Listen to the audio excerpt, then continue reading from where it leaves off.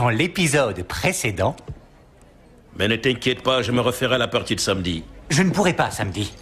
Pourquoi? C'est notre anniversaire. Une fiesta de prévu? Cette année, j'ai l'intention de marquer le coup. Ça y est! Alors je t'avais dit que Michael me ferait un gros cadeau. Et là, je viens juste d'apercevoir une boîte genre boîte à bijoux planquée sous sa veste. Je te rappelle dès que j'ai vérifié.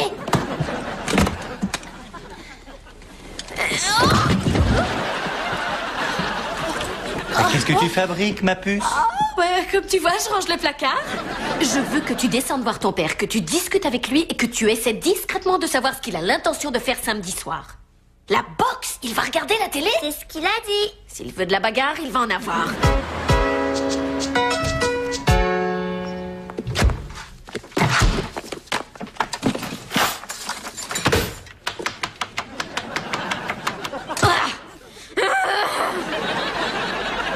Qu'est-ce qui se met dans cet état? Mais comme toi, les hommes m'énervent.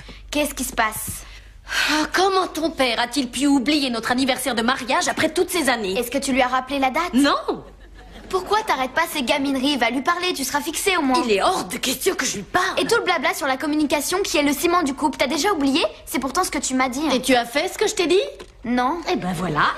C'est un conseil que tu n'as même pas suivi, t'es mal placé pour me faire la leçon. Mais c'est pas mon conseil, c'est le tien. Non. C'était adapté à ta situation. Moi, ça n'a rien à voir. Oh, arrête, c'est pareil. Et si tu lui parlais?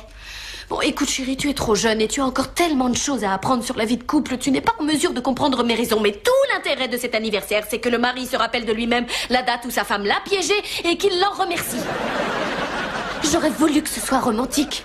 Tu sais, le grand jeu comme la pub pour les bijoux. Le type fait la surprise à sa femme de louer tout le cinéma pour passer le film de leur mariage. Ça, avec papa, aucune chance. Dans Titanic, il aurait joué l'iceberg.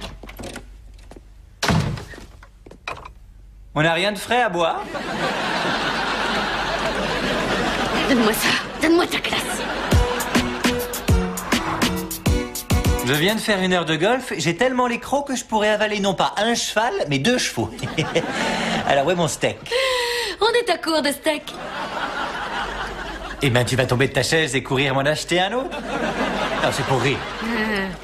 Non, mais sérieusement, qu'est-ce que je mange, moi?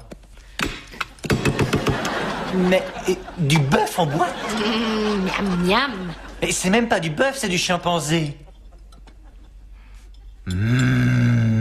Alors là, faudra te lever de bonheur.